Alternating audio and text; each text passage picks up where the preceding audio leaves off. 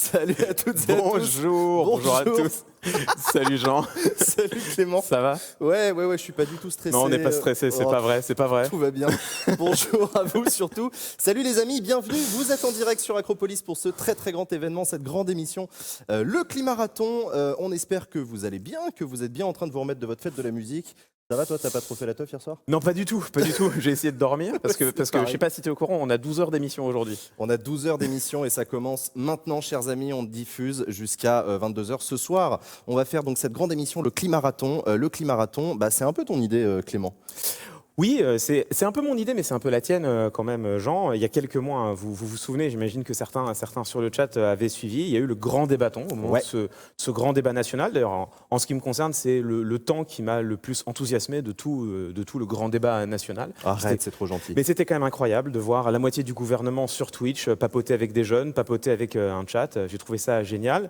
Et l'idée, c'était de se dire, et si on remettait le couvert, mais cette fois-ci en parlant d'un sujet en particulier et du sujet qui concerne le plus les jeunes, et de plus en plus les jeunes, c'est-à-dire le climat. D'où cette idée, 12 heures d'émission consacrée à l'urgence climatique. Et du coup, ça fait, on va pas vous cacher, ça fait un mois qu'on travaille, Clément et moi, mais aussi avec toute l'équipe que je tiens à remercier très chaleureusement, avec nos partenaires aussi, qu'on va prendre le temps de vous présenter. Ça fait un mois qu'on bosse sur cette émission, avec l'ambition évidemment de parler avec vous de climat, de faire le point sur le climat. On a eu l'idée, tu l'as dit, avant même les européennes, avant même que l'écologie politique fasse la percée qu'on a déjà largement commentée sur Acropolis.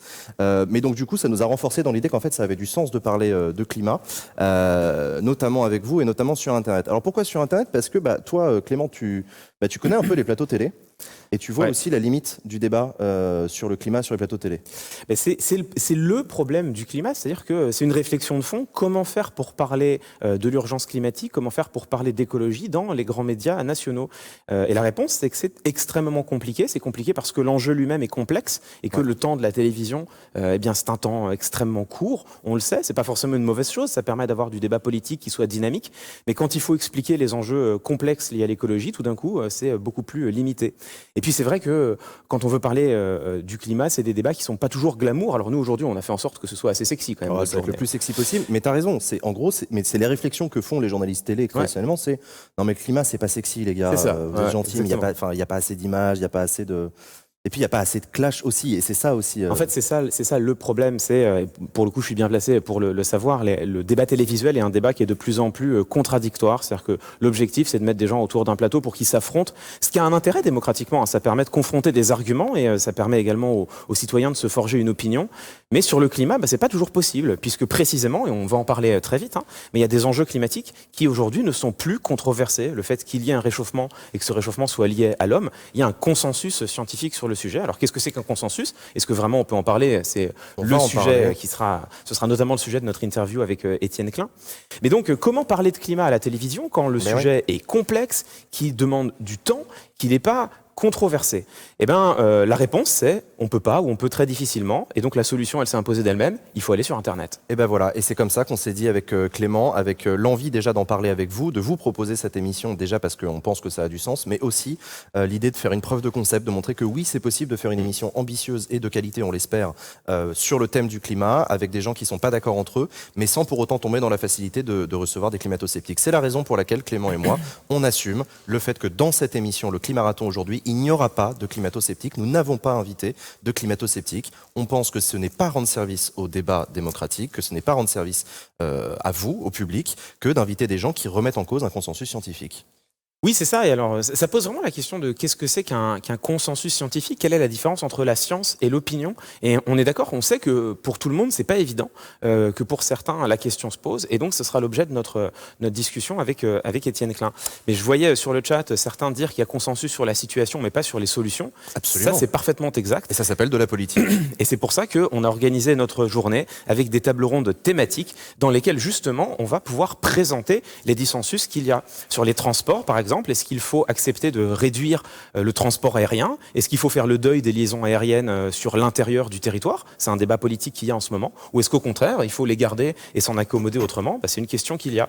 Sur l'énergie, on va parler longuement d'énergie. Il y a évidemment le débat autour du nucléaire. Est-ce qu'il faut garder du nucléaire ou au contraire tout convertir aux énergies renouvelables? Là aussi, il y a du désaccord. Et donc, dans ces tables rondes, pour le coup, sur les solutions, on a invité des gens qui ne sont pas d'accord entre eux et qui vont confronter leurs arguments. Donc, on aura quand même du contradictoire. Ah oui, bien sûr. sûr. Mais on va essayer de pas avoir de pugilat par contre. Oui, non, ça c'est vraiment pas le but, on n'est pas là pour ça. Cette émission, donc le Climarathon, va être diffusée toute la journée sur la chaîne Twitch Acropolis. N'hésitez pas donc à partager ce live s'il vous plaît. Si vous pensez vous aussi que ça a du sens de parler de climat sur Internet, et ben voilà, n'hésitez pas à participer à ça en partageant ce live sur Twitter, en interpellant aussi des responsables politiques en disant qu'il faut regarder ça et tout. Enfin voilà, faites ce que vous voulez. Évidemment, je réclame les RT comme d'habitude, mais voilà, vous commencez à être habitués. Non, l'autre chose, c'est que cette émission, donc, elle est réalisée en partenariat avec un certain nombre de gens qu'on est allé voir avec Clément et qui ont accepté de nous accompagner. Le premier partenaire, et d'ailleurs on aurait probablement dû commencer par ça, en fait on est où ici? Eh ben on est à l'hôtel de ville de Paris. On est à la mairie de Paris. On est à la mairie de Paris, voilà. La ville de Paris a accepté d'être partenaire de cette émission. Vous voyez cette très belle bibliothèque qui date du 19e siècle, si je dis pas de conneries. C'est dans ces salons, dans cette bibliothèque de l'hôtel de ville de Paris que nous allons recevoir tous nos invités. La ville de Paris donc qui nous accueille et qui nous accompagne dans cette émission. Paris, une grande ville égale enjeu climatique non négligeable. On aura Anne Hidalgo, la maire de Paris, qui a accepté notre invitation aussi, qui va venir répondre à nos questions pour savoir comment est-ce qu'on fait pour agir pour le climat dans une grande ville. Il y a qui d'autre comme partenaire? On est partenaire de On est prêt. Le réseau de youtubeurs notamment, qui s'est illustré en novembre dernier, qui a largement contribué à continuer de médiatiser l'enjeu écologique, à mobiliser une partie de la jeunesse, et puis qui est en partie également à l'origine de l'affaire du siècle, le procès du climat finalement, ou plutôt le procès de l'État français au regard du climat, qui pourrait avoir lieu dans les tribunaux français. Et on parlera de tout ça dans la dernière table ronde qui sera consacrée précisément aux enjeux politiques. Voilà.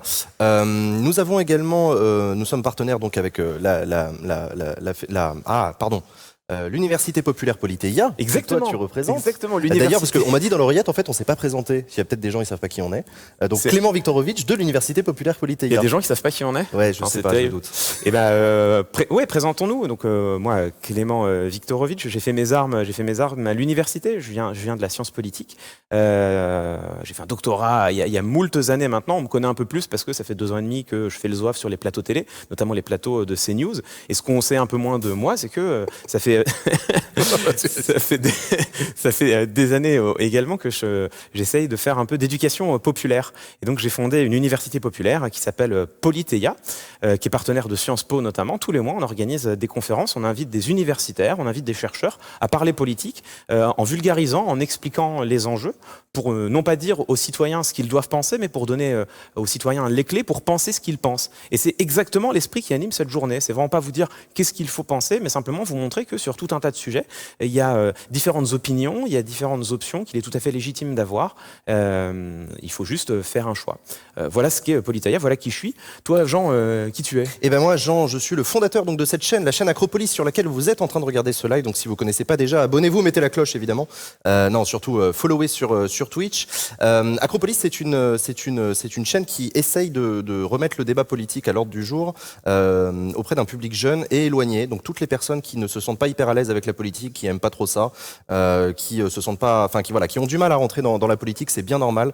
Rassurez-vous, Acropolis est là pour ça, est là pour vous répondre, est là pour vous accompagner dans le débat. On n'est pas là pour vous dire quoi penser, nous non plus. On n'a pas de ligne politique, si ce n'est celle de la démocratie et du débat.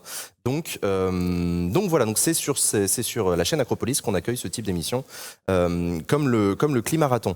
On a aussi un autre partenaire, c'est la Fédération française de débat et d'éloquence. Exactement, c'est même la Fédération française d'éloquence et de débat. Ah ouais? Ouais, exactement. Putain, depuis le début, je me trompe, pardon. Désolé les gars. Rendons leur hommage. Parce que, en fait, en préparant cette journée, l'idée c'était de faire des tables rondes thématiques et d'inviter les grands spécialistes, des gens qui sont sympathiques, mais qui savent de quoi ils parlent. Et puis, on s'est rendu compte malgré tout que, à la fin de notre préparation, on avait quand même quelques barbes grises et cheveux gris sur nos canapés, ce qui n'est pas une mauvaise chose en soi, mais ça posait un problème, c'est que ça laissait assez peu la place aux jeunes. Or, on l'a dit tout à l'heure, en fait, les jeunes ont un point de vue et puis une parole qui est essentielle quand on parle de climat. Surtout sur le climat, ouais. Sur le climat, là, ça fait des mois et des mois qu'on a, à l'échelle européenne, les grèves climatiques de la jeunesse, qu'on a des grandes marches pour le climat qui rassemblent des centaines de milliers de personnes en France et parfois des millions de personnes à l'échelle européenne. On sait que c'est un sujet qui concerne les jeunes et il fallait leur donner la parole. Et on a décidé de le faire d'une manière originale. On a décidé d'organiser un concours concours d'éloquence. On va proposer, ce sera le dernier temps de notre journée, c'est comme ça qu'on conclura. On a demandé à 10 jeunes orateurs et oratrices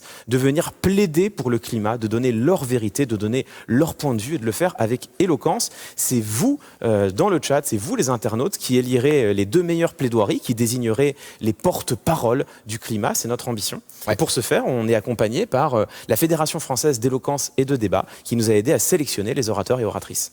Voilà, donc ils seront là tout à l'heure. Ce sera en fin de journée. Est-ce que vous avez des questions, les amis? Vous êtes en face de nous, on vous l'a pas dit, mais le chat est évidemment là, en plus d'être à côté de moi, et aussi sur ma tablette. Rassurez-vous, vous êtes sur Acropolis, ça change pas trop.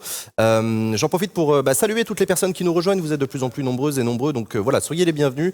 Faites-vous couler un café tranquillement, installez-vous confortablement. On est parti pour 12 heures de débat sur le climat. On va avoir donc une journée qui va s'étaler sur toute la journée. C'est complètement con comme phrase, mais tout ça pour dire qu'on va parler de, on va faire une table ronde sur les constats pour essayer de faire le point un peu sur on en est où de la bataille sur le climat, on en est où de ce que l'on sait sur les dérèglements climatiques. On va faire une table ronde sur l'énergie, on va parler aussi de transport, on aura donc le débat sur l'avion, on aura le débat sur le nucléaire, on aura le débat sur les réponses politiques à apporter, ouais. On aura aussi une séquence sur l'économie. Ouais, exactement.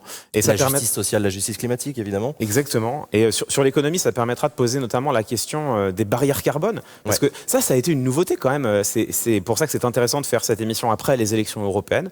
Pendant les élections européennes, quasiment la totalité, en tout cas une grande partie des listes qui se présentaient, proposaient d'établir une barrière carbone aux frontières de l'Europe, une taxe carbone aux frontières de l'Europe, ce qui est une forme de protectionnisme. Alors, il y a un consensus qui est en train d'émerger sur ce sujet, mais est-ce qu'on est sûr d'en percevoir toutes les implications? Est-ce que vraiment on est prêt à faire cette barrière carbone, à en accepter les conséquences? Quelles conséquences ça a? Bon, là, il y a un débat vraiment intéressant à avoir, parce qu'en fait, parler de climat, c'est aussi évidemment parler d'économie et savoir qu'est-ce qui doit avoir le primat. Est-ce que ce sont les considérations écologiques ou les considérations économiques? C'est pourquoi on a une table ronde dans laquelle on a rassemblé des économistes, des acteurs du sujet, aussi une représentante de 60 millions de consommateurs pour porter la voix des consommateurs, qui est une voix importante dès qu'on parle d'économie, et ce sera en fin de journée.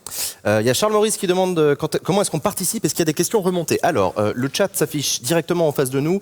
Ceci étant, on va pas vous faire de fausses promesses. Vous savez que quand on anime une table ronde, une séquence dans une émission, que ce soit en streaming ou pas, mais qu'il y a 4 invités, c'est très compliqué de faire intervenir un chat. Donc évidemment, les questions du chat sont importantes pour nous. Ça montre un peu ce que vous attendez de notre part et ce que vous voulez qu'on aborde comme question. Donc n'hésitez pas à participer, à donner votre avis. Vous êtes vraiment en face de nous et nos invités vous verront. Mais voilà, pas de fausses promesses. On va essayer de faire au mieux. Par contre, dans les interludes entre 2 séquences de l'émission, il y aura bien un moment qu'on va appeler l'instant chat, où on va être vraiment dans l'échange avec vous pour répondre à vos questions, pour aborder certains sujets qu'on n'a pas pu aborder, faire remonter un petit peu tout ça. Mais rassurez-vous, on n'est pas à la télé, on n'est pas dans un truc vertical, on est bien avec vous et c'est une conversation, cette émission. Il y a Dulonval qui me demande, penses-tu qu'on manque cruellement d'informations relatives au changement climatique à la télé? Mais c'est une bonne question. Moi, je m'en suis jamais caché. Pour moi, la réponse est oui. On ne parle pas suffisamment de climat à la télévision. Mais la question, c'est un constat qu'on peut faire, qu'on peut tous faire. C'est que, est-ce que sur les chaînes d'information en continu, est-ce que dans les journaux télévisés, est-ce que dans les reportages ici et là, est-ce qu'on parle davantage des faits divers que de l'urgence climatique? La réponse, évidemment, est oui. Mais on ne peut pas s'arrêter à ça, en fait. Une fois qu'on a dit ça, on n'a pas dit grand-chose. La question, c'est pourquoi? Et il faut bien en avoir en tête les contraintes inhérentes à la télévision, qui ne sont pas forcément de mauvaises choses. Encore une fois, pour moi, ce n'est pas forcément une mauvaise chose d'avoir des débats qui sont extrêmement dynamiques, qui sont sur un temps court, qui sont très contradictoires, voire confrontationnels, voire assez conflictuels parfois. Bon, ça a des mérites, ça a de l'intérêt démocratique. Mais c'est vrai que ce n'est pas du tout adapté aux enjeux climatiques. Donc ce qu'on voit, c'est que, pour moi, il y a la nécessité de plus en plus d'avoir une pensée événementielle une pensée événementielle quand on parle du climat. Quand il y a eu les grandes marches pour le climat, là tout d'un coup la télé en a parlé. Quand il y a eu le mouvement On est prêt et la mobilisation des youtubeurs, là tout d'un coup la télé en a parlé, les grands médias en ont parlé. On espère qu'aujourd'hui le Climarathon, le fait de consacrer 12 heures de débat au climat sur Twitch, on espère que ça va amener les grands médias nationaux à en parler. Donc il faut d'une part avoir pour moi une vision un peu de piraterie, c'est-à-dire qu'il faut forcer les médias à parler du climat, ou plutôt il faut faut leur donner l'opportunité de parler du climat comme eux aiment le faire, c'est-à-dire avec des choses qui soient assez sexy, assez glamour, qu'on puisse mettre en image et qu'on puisse mettre éventuellement en contradiction. Mais il ne faut pas non plus se borner à ça. Et c'est pour ça que Internet, des chaînes comme Acropolis, des youtubeurs, notamment certains qu'on va recevoir aujourd'hui, ont un rôle immense à jouer parce que c'est un espace privilégié, selon moi, pour parler de l'urgence climatique. Il y a Newton qui demande est-ce que c'est 12 heures non-stop? La réponse est oui, c'est 12 heures non-stop à partir de maintenant. Ça fait 20 minutes déjà. Voilà, c'est ça. On est très content. C'est pas du tout une idée à la con de faire 12 heures de stream. Mais ça va bien se voilà, en passer. plus, vous voyez, on a un chrono pour vous montrer depuis combien de temps on est en live, donc c'est parfait. Est-ce qu'il y aura une rediffusion VOD quelque part pour ceux qui ne peuvent pas rester toute la journée? Évidemment que tu peux rester toute la journée. Tu annules tout de suite ton déjeuner avec belle-maman et tu restes devant ton ordinateur. Non, je déconne, évidemment, ce sera en rediffusion sur Acropolis Replay sur YouTube, bien entendu. Pensez à manger, boire, tout ça. Merci l'Auvergnat, tu fais super plaisir. Oui, t'as raison. C'est bon, toi, t'as pas trop soif, là, ça va? Si, parce que moi, j'ai pas pensé comme toi à prendre un café. On va trouver de la flotte, t'inquiète, ça va bien se passer. Non, mais on a le temps. Il y a Dulonval qui a un droit de suite qui explique je pense que le conflit est intéressant à condition qu'il ne soit pas stérile, donc avec des arguments. Ça, c'est pas toujours le cas, c'est vrai. C'est une réflexion qui est absolument cruciale et qui est centrée sur les dispositifs télévisuels. Est-ce que les émissions de débat à la télévision permettent une confrontation des arguments ou est-ce qu'elles se résument à un simple conflit entre les personnes? Parfois, ça se résume à un simple conflit entre les personnes, et dans ce cas-là, je trouve que c'est effectivement dommageable. Mais il ne faut pas non plus jeter le bébé avec l'eau du bain. Je trouve que de temps en temps, on a des véritables confrontations d'arguments, avec les conséquences négatives que ça a, c'est que ça a tendance à dramatiser l'argumentation, ça a tendance évidemment à caricaturer un peu les positions de chacun. Mais c'est pas une mauvaise chose non plus en démocratie. Le débat à l'Assemblée nationale, il ressemble aussi un peu à ça. Ouais, et c'est pas une. Tu en sais quelque chose, Jean? Oui, je suis le premier à le défendre aussi en partie. Ça participe du débat démocratique. Et par ailleurs, alors tu as raison, c'est aussi toujours le truc, faire des débats de fond, c'est passionnant, mais personne ne les regarde. C'est aussi ça la réalité. C'est comment est-ce qu'on rend sexy un débat de fond, et c'est exactement le débat qu'on avait tout à l'heure. Donc nous, le but du jeu, cette émission aujourd'hui, c'est d'essayer de se démontrer à nous-mêmes et de vous démontrer à vous qu'il est capable d'expérimenter de nouvelles manières de parler de fond, intelligemment, on l'espère, avec des invités de qualité, pendant longtemps, de marquer le coup et effectivement d'avoir de l'écho autant que possible. Donc voilà, encore merci à toutes celles et à tous ceux qui nous rejoignent de plus en plus nombreuses et nombreux depuis tout à l'heure. Encore une fois, installez-vous confortablement. Bienvenue à vous. Vous êtes sur le Climarathon en direct toute la journée jusqu'à 12h. On va se mettre un tout petit jingle et on va accueillir notre premier grand invité qui a accepté de nous rejoindre. C'est Étienne Klein. À tout de suite.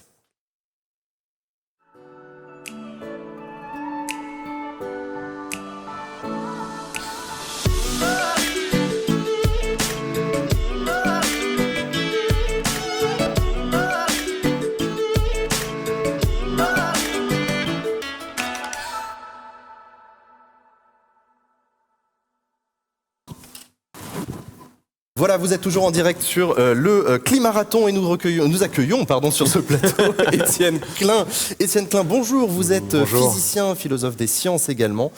Et avec Clément, on avait vraiment envie de commencer cette émission avec vous. C'est un honneur de vous recevoir. C'est un honneur de vous recevoir. Merci d'avoir accepté notre invitation. Je te laisse la primeur de la première question. Étienne Klein, on va parler de plusieurs choses ensemble. Dans une deuxième partie de l'interview, on parlera du rapport à l'avenir et de même la conceptualisation de qu'est-ce que c'est que l'avenir, qu'est-ce que c'est que le futur et que peut nous en dire un physicien tel que vous et un philosophe des sciences tel que vous.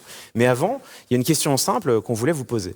On a décidé aujourd'hui de parler de climat pendant 12 heures et on a décidé pendant 12 heures de ne pas inviter de climato-sceptiques parce qu'on estimait qu'il y avait un consensus sur la question. Est-ce qu'on a eu raison ou est-ce qu'on a fait une connerie ?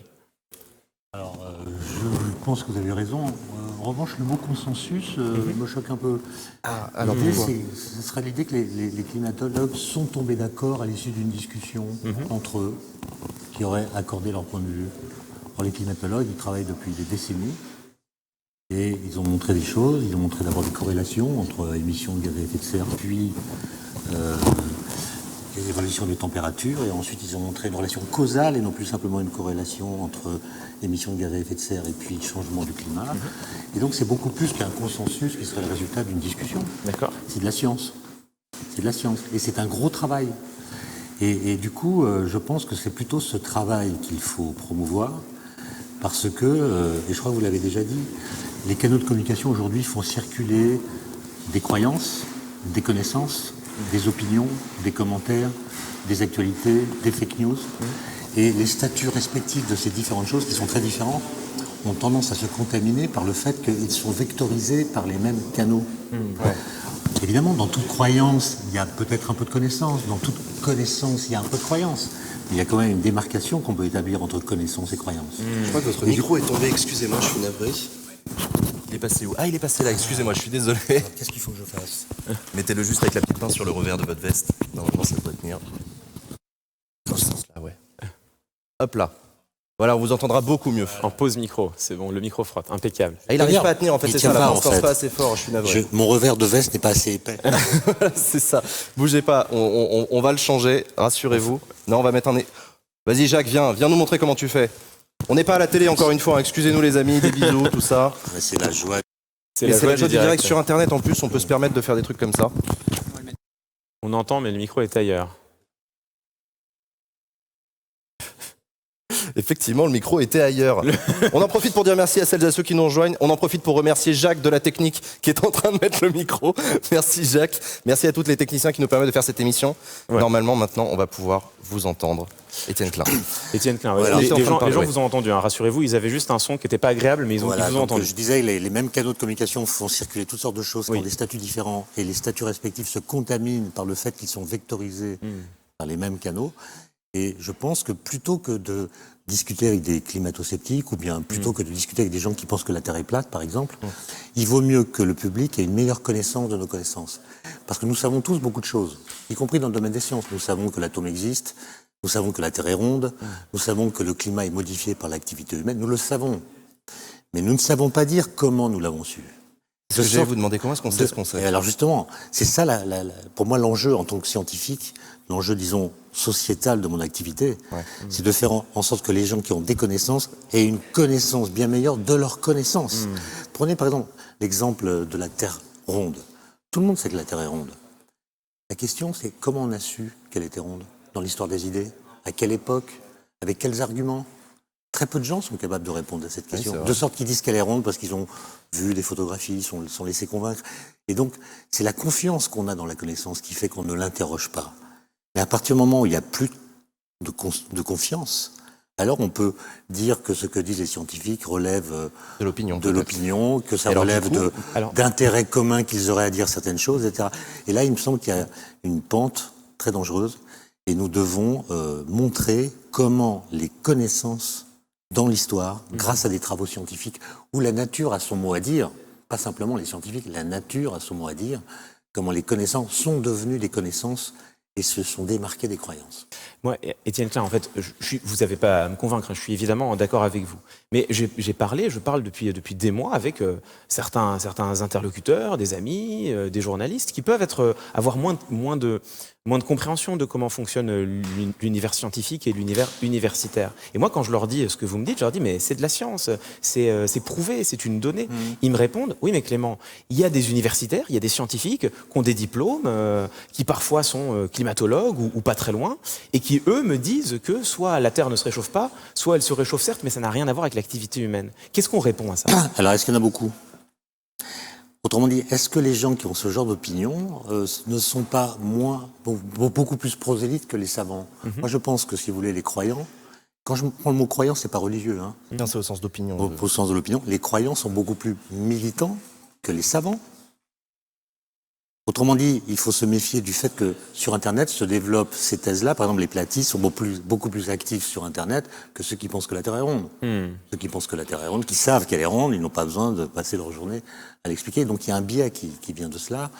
Et donc c'est la même chose sur le climat. On a un problème pour vous de confiance dans le savoir. Enfin, moi, je ne suis pas sociologue, je n'ai pas examiné le poids respectif des différentes thèses qui se combattent, mais il me semble que les climato-sceptiques sont beaucoup plus discrets qu'auparavant. Ils ont été très actifs en 2009-2010, avec notamment Claude Allègre. Et ceux qui l'étaient n'étaient pas climatologues. Enfin, moi, personnellement, je ne connais pas de climatologue climato-sceptique. Ce qui n'est pas un argument, c'est juste une observation. Et je pense que ça interroge d'une façon beaucoup plus générale le statut de la science dans la société aujourd'hui. Il y a un philosophe anglais qui s'appelle Bernard Williams qui a écrit un livre qui s'intitule « Véracité et vérité ». Il montre une chose qui, à mon avis, éclaire tout à fait votre préoccupation.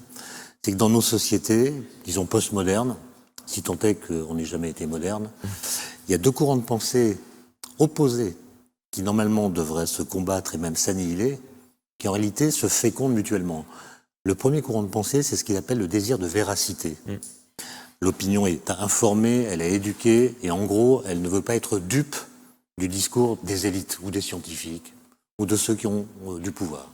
Et donc, elle fait des enquêtes, cette opinion, elle cherche à savoir s'il n'y a pas, dans ce qui est dit, une part qui revient à l'intérêt que cette chose soit dite plutôt qu'au rapport qu'elle a avec la vérité. Alors, ce désir de véracité, il est parfaitement sain en démocratie. Même si, dans ses formes extrêmes, il aboutit à la théorie du complot. Oui. Mais ce que montre Bernard Williams, et c'est ça qui est intéressant, c'est que ce désir de véracité, qui normalement devrait servir l'idée de vérité, en fait aboutit à un déni de vérité. Pourquoi ? Parce que dès qu'on tombe sur une vérité, on se demande si elle n'est pas relative, contextuelle, historique, éphémère, portée par une communauté qui a des intérêts à la porter, etc. De sorte que c'est l'idée même de vérité qui est détruite par le désir de véracité. Et ça me semble un diagnostic assez exact. Et je pense que le rôle des scientifiques aujourd'hui, c'est quand même de prendre leur bâton de pèlerin et d'expliquer comment ils ont su ce qu'ils savent. Et ça demande beaucoup d'efforts et ça demande aussi qu'on dispose de temps. Moi, je pense que la science, notamment la climatologie, mais toutes les autres sciences sont concernées au même titre, elle est victime de ce que j'appellerais une crise de la patience. C'est-à-dire, nous n'avons jamais le temps d'expliquer. Donc, si vous me croyez, c'est parce que vous pensez que j'ai une autorité qui fait que, ou des connaissances qui font que je peux parler autrement que l'opinion, disons. Mais si vous ne me faites pas confiance, vous direz que ce que je dis relève d'une opinion que j'ai intérêt à diffuser pour mes propres intérêts. En vous écoutant, en fait, ce que je trouve passionnant, c'est que dans ce débat sur véracité et vérité, on retombe sur une controverse intéressante, qui est celle entre argumentation et démonstration. Avec l'idée que la démonstration, elle mène effectivement à la vérité. La vérité, elle est nécessaire, c'est-à-dire j'ai pas le choix d'accepter ou de refuser la vérité. Quand on me démontre le théorème de Pythagore, j'ai pas le choix de dire bah non, moi ça je n'y crois pas. On me l'a démontré, soit je suis capable de démontrer que la démonstration est fausse, soit je suis contraint de l'accepter. Alors que l'argumentation, elle mène au vraisemblable, elle mène au probable. Et là, typiquement, elle est beaucoup plus contradictoire et beaucoup plus controversée. Et en fait, en vous écoutant, je me dis qu'on a aussi un problème médiatique, justement. C'est que nos temps médiatiques, non seulement fonctionnent sur le temps court, mais fonctionnent sur la contradiction. On a besoin de mettre des gens face à face qui se confrontent, qui s'affrontent. Alors que la vérité, la science, elle a besoin d'être démontrée. Ça veut dire quelqu'un qui parle sur un temps long et qui explique pourquoi on sait ce qu'on sait. Et ça, c'est compliqué à médiatiser. Alors, moi, l'argumentation, si vous voulez, elle me semble en effet disparaître des débats. Parce qu'elle réclame du temps, mais l'argumentation ne suffit pas. C'est-à-dire qu'on peut, par exemple, les gens qui pensent que la Terre est plate ne cessent pas d'argumenter. Ils argumentent d'ailleurs beaucoup plus que ceux qui savent qu'elle est ronde. C'est vrai, c'est vrai. Et donc l'argumentation, c'est un aspect important de la question, mais il n'est pas suffisant parce que vous pouvez mal argumenter. Bertrand Russell, grand logicien, donnait cet exemple. Si 1 égale 2, alors je suis le pape, et comme le pape et moi, ça fait 2, ça marche. Ouais, vous voyez, une sorte d'argumentation parfaite, mais évidemment délirante. Donc l'argumentation ne suffit pas.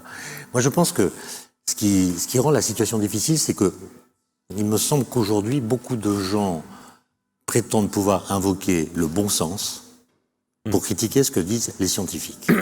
C'est vrai. Et ça peut être aussi dopé par une forme de narcissisme. Hein. Oui. Moi, je pense, mon ressenti, etc. Or, on a peut-être mal expliqué que la science, disons, moderne, celle qui a commencé d'apparaître avec Galilée au XVIIe siècle, est une science qui se construit contre le sens commun, contre le bon sens. Autrement dit, les lois de la science contredisent les phénomènes physiques que ces lois expliquent. Je vous donne un exemple. La chute des corps. Exemple. Sur la chute des corps, par exemple. Nous, on voit bien que les corps lourds tombent plus vite que les corps légers. Une boule de pétanque tombe plus vite qu'une balle de ping-pong à condition que la hauteur de chute soit suffisante. Mais on voit que c'est différent. Que dit Galilée ? Tous les corps tombent à la même vitesse, dans le vide. Ce qui n'est pas ce qu'on voit. En tout cas, pas à l'époque de Galilée, parce que ça ne savait pas faire le vide. L'observation. Donc la loi contredit l'observation. Et elle oblige ensuite à réinterpréter l'observation pour expliquer comment une loi qui la contredit l'explique quand même. Bon. Et donc le bon sens, il est pris en défaut dès l'origine de la science moderne. Or aujourd'hui, j'entends des arguments de bon sens. Oui. Opposés aux scientifiques, par exemple, froid, cet argument qu'on a entendu des centaines de fois, sans que d'ailleurs les journalistes qui l'entendaient n'aient le courage ou la répartie suffisante pour pouvoir contester ce propos. Les climatologues prétendent prédire le climat sur un siècle. Ce sont des imposteurs, puisqu'on ne peut déjà pas prédire la météo sur 15 jours. Bon. Cet argument est éloquent, il est convaincant et il est faux. C'est absolument faux. Parce que s'il était faux, je pourrais pas dire qu'au mois d'août à Paris, il fera plus chaud qu'au mois de janvier. Et je vous dis que ça sera ça. Donc je fais une prédiction climatique qui va au-delà de l'horizon de la météo. Et tout le monde est d'accord avec ça. Et donc vous voyez, je pense que, enfin, sans vouloir ramener les grands philosophes dans le débat, mais Nietzsche avait dit ça de façon très claire dans un petit texte qui s'appelle L'avenir de la science. Dans Humain trop humain, Nietzsche dit bientôt, si on n'y prend pas garde, le goût du vrai va disparaître à mesure qu'il procurera moins de plaisir. Et nous allons déclarer vraies les idées que nous aimons, tout en prétendant aimer la vérité. Ce qui s'applique parfaitement à la question du climat. Absolument. C'est assez dérangeant, effectivement, d'entendre des scientifiques. Voilà, ça met en cause notre petit confort moderne, notre consommation. Ça, et nous ça sommes capables de développer toutes sortes de stratégies intellectuelles pour ne pas croire ce que nous savons. Ce que nous savons pourtant. Voilà. Moi, j'ai envie de vous poser la question. Vous avez beaucoup travaillé sur la notion du temps également. Or, la question climatique est une question qui nous fait regarder vers l'avant. Vers l'avenir. Qu'est-ce qu'un physicien comme vous est capable de nous dire de l'avenir et du futur par rapport au développement du climat? Alors, déjà, pour les physiciens, la question du futur, c'est une question passionnante. La question, c'est est-ce que le futur existe déjà quelque part ailleurs que là où nous sommes? Autrement dit, est-ce qu'il faut penser l'espace-temps comme étant déployé de toute éternité? Donc tous les événements sont déjà là, mais ailleurs que là où nous sommes. Oui. Ceux du passé sont encore là, mais on n'y est plus. Ceux du futur sont déjà là, mais on n'y est pas encore. Et ce qu'on appelle le présent, c'est le lieu dans l'espace-temps de notre présence. C'est notre présence qui détermine le présent. C'est ce qu'on appelle la théorie de l'univers bloc. Je ne vais pas détailler, mais en gros, posez-vous la question, à votre avis, est-ce que le futur est déjà là, quelque part à attendre qu'on arrive, ou est-ce qu'à l'heure où nous parlons, dans le présent, il est encore dans le néant? Alors, on peut défendre cette thèse, on peut défendre une thèse plus présentiste en disant que le présent, il est borné par du néant, le passé n'existe plus, le futur n'existe pas encore. Moi, je pense que pour parler du climat, il faut faire la synthèse entre la théorie de l'univers bloc, qui veut que l'espace-temps soit intégralement déjà déployé, et puis le présentisme. C'est-à-dire dire, il y aura du futur, autrement dit, donner crédit à l'univers bloc, il y aura du futur, et accorder au présentisme que ce futur n'est pas intégralement joué. Il y a encore place pour la volonté, l'action, le désir, la projection. Simplement, le climat, lui, il est régi par des équations déterministes. Donc il y a des choses dont on sait qu'elles vont se passer comme les équations le prédisent. Et donc il faut jouer avec tout ça. Et ce qui fait que le débat est difficile, c'est que ça remet en cause l'idée de progrès. L'idée de progrès, c'est l'idée qu'on peut configurer le futur d'une façon qui est crédible et attractive, de façon à faire les efforts pour que l'image qu'on se fait de la société plus tard soit réalisée grâce à notre travail. Le progrès n'est pas automatique, il faut travailler à faire advenir la société qu'on désire. Et donc il faut que ce soit une image du futur crédible et attractive. Aujourd'hui, quand l'image du futur est crédible, elle n'est pas attractive. Pas du tout, non. Et quand elle est attractive, elle n'est pas crédible. Et donc l'idée même qui a fondé le progrès au siècle des Lumières n'a plus l'assise qui permet de lui donner aujourd'hui une consistance. Et donc il faut garder l'idée de la politique, c'est-à-dire faire des projets, mais des projets qui tiennent compte de ce que nous savons, ce qui demande un certain courage, que n'avaient pas forcément invoqué les pères fondateurs de l'idée de progrès, parce qu'eux pensaient que justement, comme c'est crédible et que c'est attractif, il n'y a pas besoin d'avoir beaucoup de courage pour vouloir réaliser ce futur désirable. Aujourd'hui, on sait que ça va secouer, qu'il y a des donnes qui vont être profondément modifiées. So what? On le sait. On travaille à en tenir compte dans notre façon de penser le futur. Ce qui est intéressant, c'est que, au fond, on est au cœur du débat politique, là, qui est comment parler de climat. Et c'est vrai que moi, quand j'entends les différents acteurs, quand on écoute les discours des jeunes, quand on écoute ce qui se dit pendant les marches sur le climat, il y a une vision catastrophiste, une vision même terrifiée quelque part de l'avenir du futur. On entend des jeunes qui commencent à dire c'est très bien, on m'explique qu'il faut travailler à l'école, mais à quoi bon travailler à l'école si de toute façon en 2050 la Terre n'existe plus? Bon déjà, vous parliez d'équations tout à l'heure, le peu que j'en connais, montre que l'avenir n'est pas si catastrophique que ça et que la Terre existera toujours en 2050. Mais au-delà, est-ce qu'il n'y a pas justement une réflexion politique cette fois-ci à avoir sur l'idée même de progrès? C'est-à-dire que, est-ce que on s'est pas focalisé sur l'idée que le progrès c'était avoir toujours plus de confort matériel, toujours plus de facilité, toujours plus d'accumulation de biens? Est-ce que notre travail à nous qui sommes dans le débat public, c'est pas de mettre en avant une autre idée du progrès, de dire que le progrès c'est peut-être de remettre l'entraide, de remettre les communautés, de remettre le localisme au cœur de la vie politique. Est-ce qu'au fond, il ne peut pas y avoir un demain heureux sans même progrès technologique ou progrès en termes de croissance? Là, vous touchez une question importante, mais vous parlez de progrès comme si c'était encore une notion commune. Or, le mot progrès, il a disparu des discours publics au début du XXIe siècle. On l'a remplacé par le mot innovation.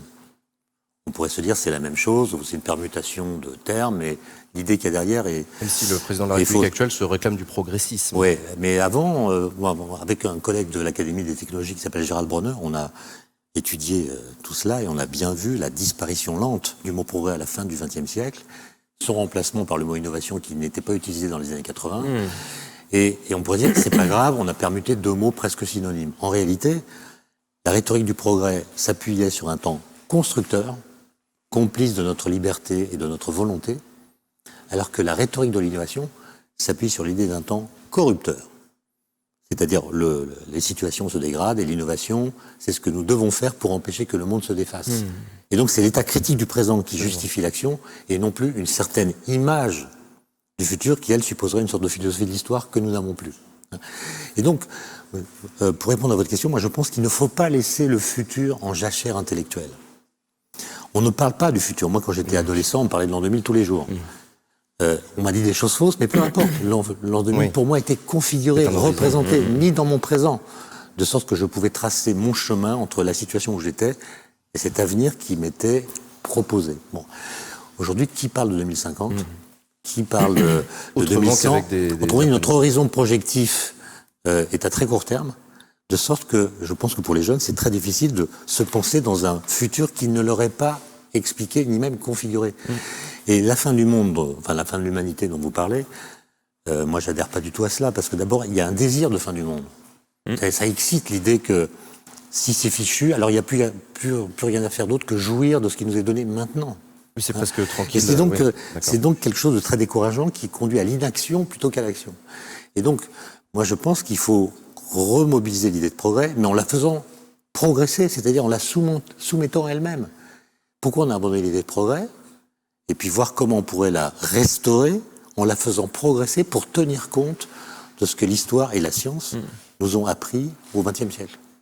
Et donc, c'est un travail évidemment de longue haleine, mais ce qui est menacé là, c'est pas du tout l'humanité. Je pense qu'il y aura des humains en 2100, peut-être pas toujours dans des conditions idéales, mais en revanche, ce qui me semble menacé, si tant est qu'il ait jamais existé, c'est l'humanisme.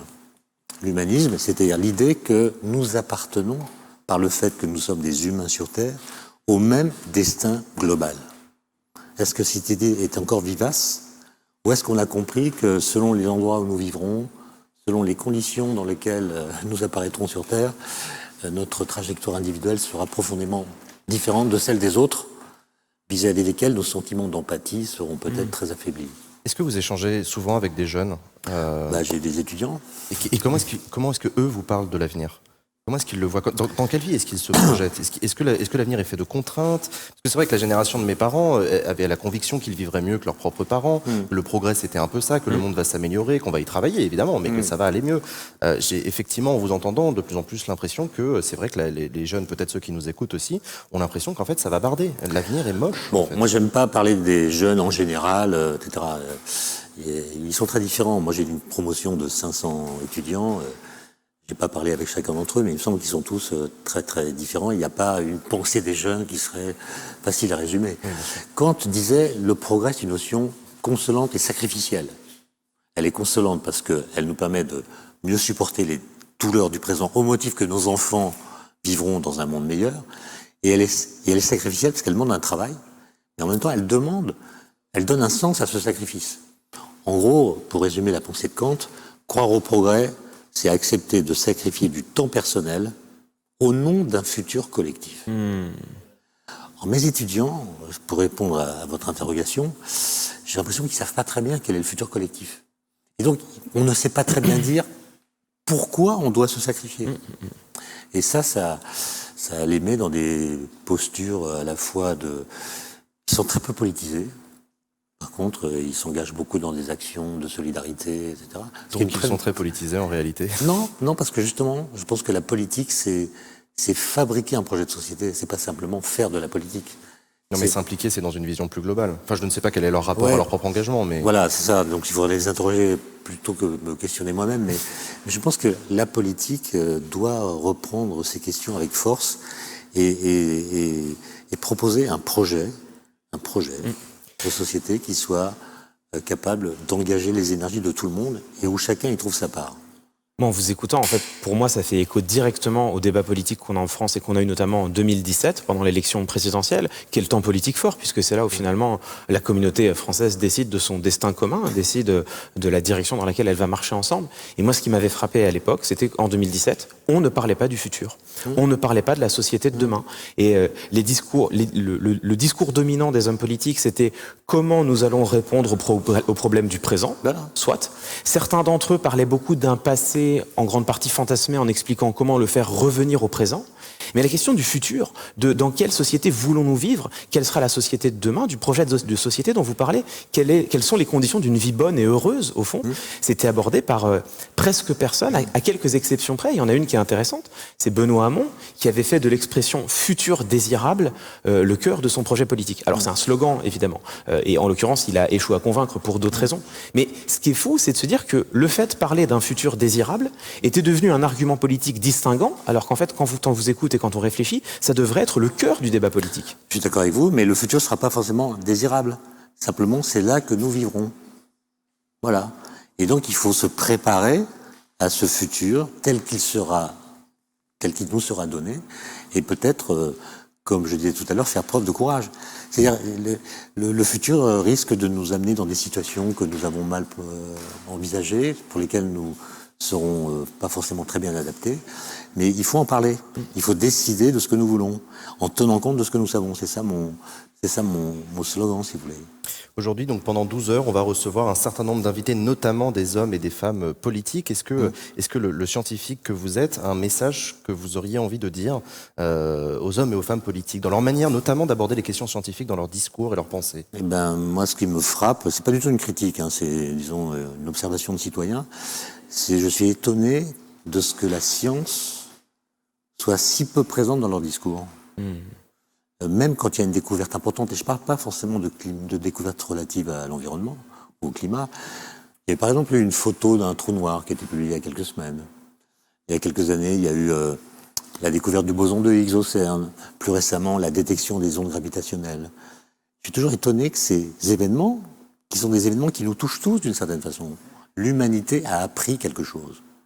Pourquoi ça n'a pas d'écho dans le discours politique? Pourquoi ça n'est pas commenté? Que devrait en dire un homme ou une femme politique? Je sais pas, d'abord, le boson de Higgs, c'est une aventure européenne. On aurait pu dire des choses sur l'efficacité de la science en Europe. En plus, c'est une découverte qui correspond presque à une découverte philosophique, parce qu'on a changé notre façon de comprendre le lien entre matière et masse. C'est énorme. Les ondes gravitationnelles, c'est la preuve qu'Einstein, en 1916, avait eu raison dans ses calculs de prédire ce genre de phénomène physique. Enfin, il y a des choses. À la fois, on nous dit que la technologie, c'est très important, que c'est ce qui fonde l'économie, par notamment le biais de l'innovation, mais la science, c'est comme si elle était périphérique à nos vies. Et donc, je pense que si les hommes politiques, les femmes politiques parlaient davantage de ce que leur fait penser la science, comment ils la vivent, elle serait beaucoup plus présente dans la culture qu'elle ne l'est aujourd'hui. Autrement dit, le slogan qu'on m'a rebattu dans les oreilles pendant des années, il faut mettre la science en culture, ne semble pas marcher de façon très très efficace. On ne peut pas dire aux gens, vous devez apprendre l'équation de Schrödinger, sinon vous êtes un mauvais citoyen. Cet argument n'est pas convaincant. En revanche, si on met de la culture dans la science, si on met de la culture dans la façon de dire la science, en présentant des personnages, des histoires, des récits, alors elle fera presque naturellement partie de notre culture. Il y a un moment où les hommes politiques parlent de science, c'est presque un deus ex machina, c'est presque l'apparition miraculeuse qui va sauver l'humanité, et c'est justement à propos du climat. Moi, j'ai dialogué avec plusieurs responsables, certains d'entre eux tête de liste aux européennes. à qui je disais tout de même, le climat, on n'en parle pas beaucoup, peut-être pourrait-on en parler davantage, qu'est-ce que vous proposez? Et la réponse était, je crois en le génie humain, je crois en l'inventivité de l'homme, nous nous sommes sortis de toutes les situations, la technologie nous sortira de celle-là. Oui, là j'ai un argument, si vous voulez, il vaut ce qu'il vaut, mais je vous le livre. On n'a pas découvert de force fondamentale depuis 1932. C'est-à-dire? Vous savez, il y a 4 interactions fondamentales dans l'univers, la gravitation, les forces électromagnétiques, les premières à être découvertes, et puis les forces nucléaires. Faibles et fortes en 1932 à peu près. Depuis, on a gagné presque 10 ordres de grandeur dans la taille des objets qu'on peut voir, on n'a pas vu de nouvelles forces. Autrement dit, quand on parle d'astrophysique, trou noir, on a le droit de rêver. Quand on parle d'énergie, de climat, on arrête de rêver. On connaît les forces, on connaît les lois de l'énergétique. La technologie permettra d'augmenter les rendements, pas de changer le monde. Autrement dit, comme le disait un grand prix Nobel de physique qui s'appelle Richard Feynman, la nature ne peut pas être dupée. Donc vous pouvez produire des discours qui violent les lois physiques, mais ces discours ne seront jamais capables d'entrer dans la réalité. Par exemple, il y a pas. Moi, j'entends beaucoup parler de production d'énergie. Mais vous savez qu'on n'a jamais produit d'énergie. Jamais un humain n'a produit d'énergie. On parle de consommation d'énergie. Et jamais un humain n'a consommé d'énergie. C'est important ce que vous dites, parce que ceux qui nous écoutent entendent toute la journée parler de production d'énergie et de consommation d'énergie. L'énergie se conserve. Donc la seule chose que vous puissiez faire, c'est prendre de l'énergie là où elle est, la mettre ailleurs, donc la transférer à un autre système, ou bien changer sa forme. Elle était, par exemple, thermique, elle devient électrique. Ou elle est électrique, elle devient thermique, ou mécanique, etc. Vous pouvez changer la forme de l'énergie. Mais vous ne pouvez pas en créer à partir de rien. Pour la même raison que vous ne pouvez pas en consommer. Quand vous mettez un litre d'essence dans votre voiture, vous roulez, ça fait de l'énergie mécanique, cinétique. Vous allumez vos phares, ça fait une autre forme d'énergie. Vous chauffez la route, vous chauffez l'air. Et quand votre réservoir a épuisé ce litre de pétrole, quand le moteur plutôt a épuisé ce litre de pétrole, l'énergie qui est dans l'état final, quand vous faites la somme de toutes les formes qu'elle a prises, vous trouvez la même. Vous n'en avez pas consommé. Simplement, vous êtes parti d'une énergie très concentrée dans le pétrole. Un litre de pétrole, c'est 7 kWh. C'est 7 bons repas. Mais à la fin, vous avez 7 kWh. Vous n'avez pas consommé. Qu'est-ce que vous avez fait en roulant? Vous avez ce qu'on appelle créer de l'entropie. C'est-à-dire vous avez pris une énergie organisée et vous l'avez désorganisée en la mettant un peu partout, sous forme thermique, dans l'atmosphère. Donc vous avez changé la forme de l'énergie, mais vous n'en avez pas consommé. Et donc, politiquement, je pense qu'il faut qu'on apprenne à bien nommer les choses pour qu'on puisse ensuite prendre les mêmes mesures, les bonnes mesures, et penser à ces questions de la façon la plus adéquate. Il n'y a pas non plus l'énergie renouvelable. Ça n'existe pas, l'énergie renouvelable. Mais non, ce qui est renouvelable, c'est le processus physique dont on extrait l'énergie primaire. Par exemple, le flux solaire, il est renouvelable. Une fois que vous avez pompé 1 kWh dans le flux solaire, vous l'avez pompé. Il n'est pas renouvelable. C'est important parce qu'effectivement, on va passer la journée à utiliser ces mots-là. Donc, vous, ça fait partie de ce que vous avez envie de dire au débat public.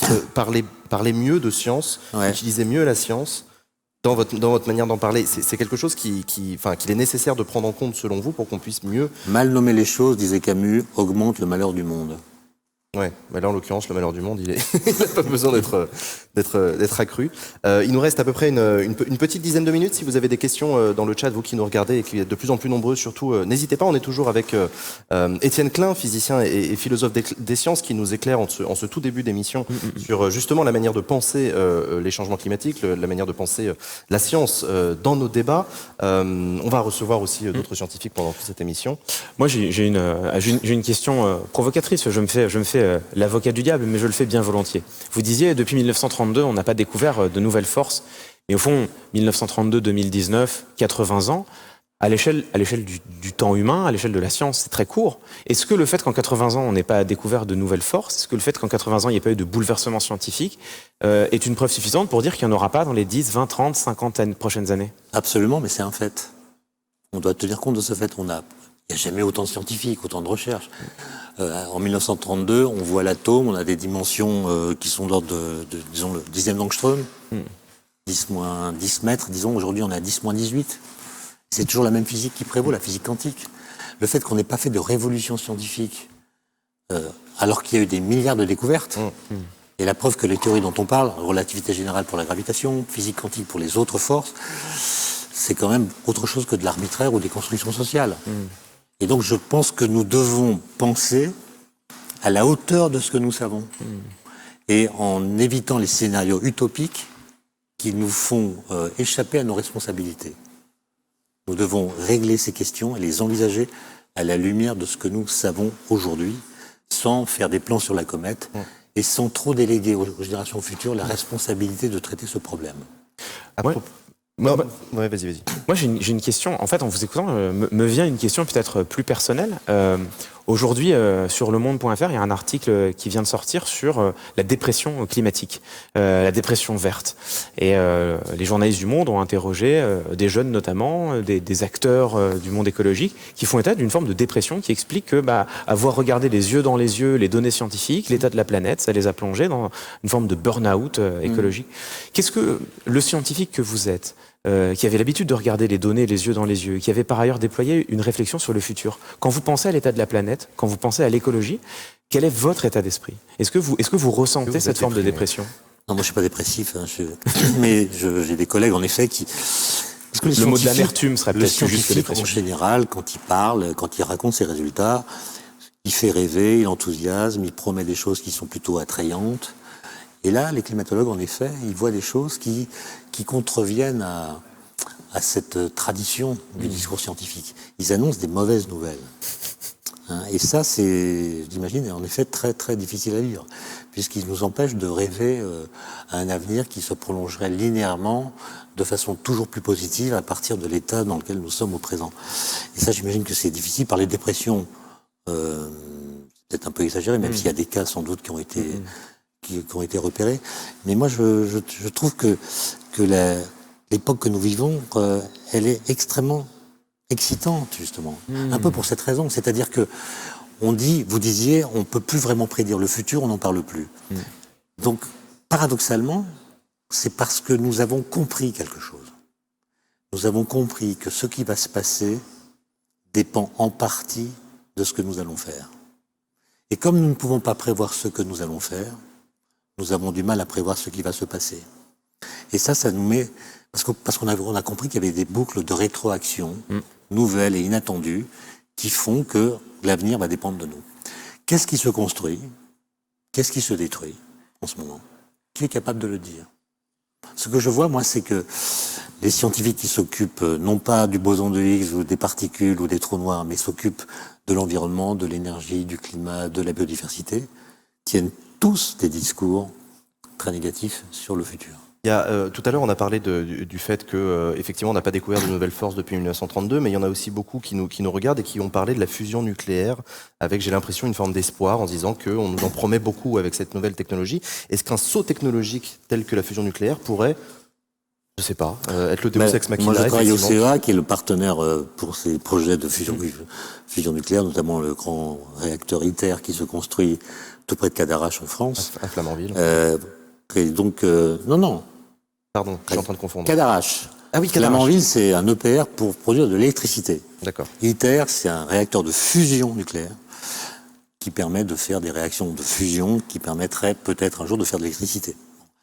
Et là, c'est un projet expérimental pour vérifier qu'on a bien compris la physique et qu'on saura déterminer les matériaux capables d'absorber des neutrons de 14 MeV qui vont être produits par ces réactions de fusion. Et donc, c'est pas pour 2050 au niveau industriel. C'est au mieux un espoir pour la fin du XXIe siècle. Et c'est donc pas la solution des problèmes contemporains d'énergie et de climat.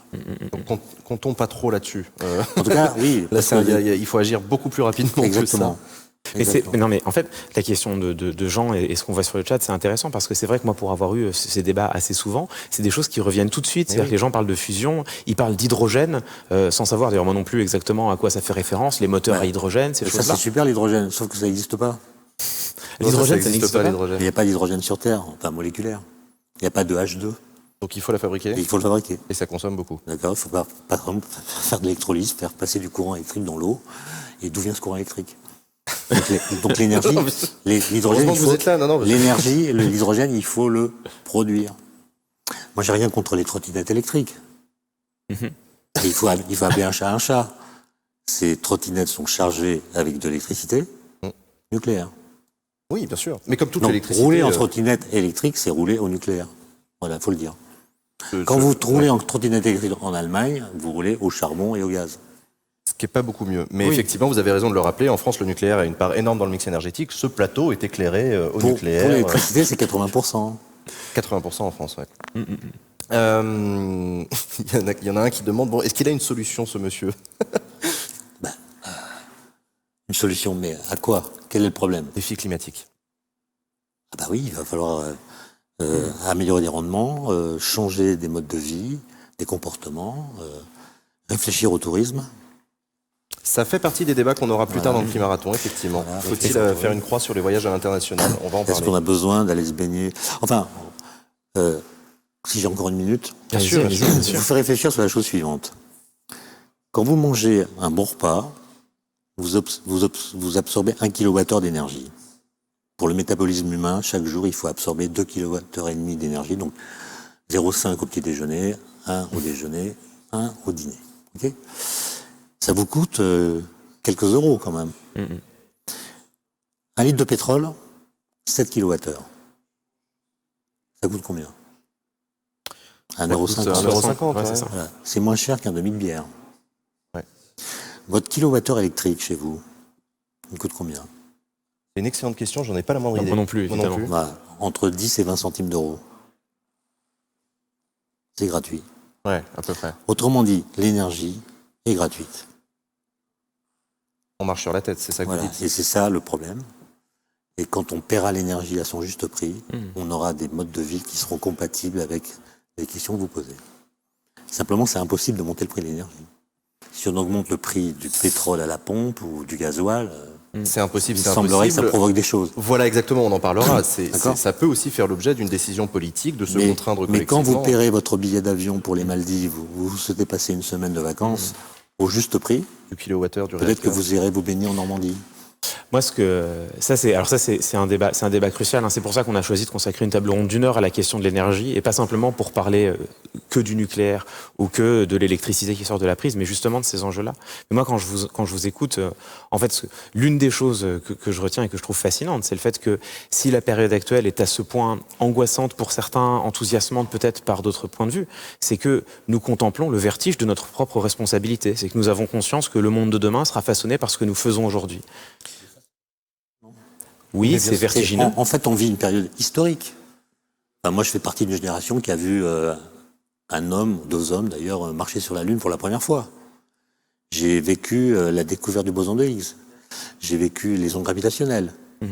J'ai vécu le moment où l'humanité comprend que ce qu'elle va faire va déterminer ce qu'elle va devenir. Il n'y a pas beaucoup de générations qui ont vécu tout cela. Non, Donc, c'est marrant que quelque vous chose de disiez ça très parce que- excitant. Ça change le rapport que nous avons avec notre propre condition, ça change le rapport que nous avons à autrui, et ça devrait changer le rapport que nous avons avec la connaissance. Mais c'est intéressant que vous parliez de génération parce que je pense que la plupart des gens qui nous écoutent, eux, vous répondront qu'on est en train de vivre la 6e extinction des espèces, Ouais. on est en train de vivre un réchauffement climatique. En fait, tout ce que vous avez pu vivre d'extraordinairement excitant, effectivement, et ça revient à ce qu'on disait tout à l'heure, est pour nous plutôt angoissant. Non, je suis désolé. Il y a eu des discours très pessimistes à mon époque, c'était la guerre froide notamment. Vous avez pendant les raison, la études. guerre atomique, D'accord. effectivement. Merci beaucoup, Étienne Merci, Klein, Étienne d'avoir Klein. accepté notre invitation. Merci beaucoup à vous d'être toujours de plus en plus nombreux et nombreux à suivre cette émission. On va se mettre un petit jingle et surtout ensuite, on va vous diffuser une vidéo de DataGueule sur le changement climatique et ça va nous permettre de faire la transition avec la séquence suivante de cette émission. À tout de suite. À tout de suite.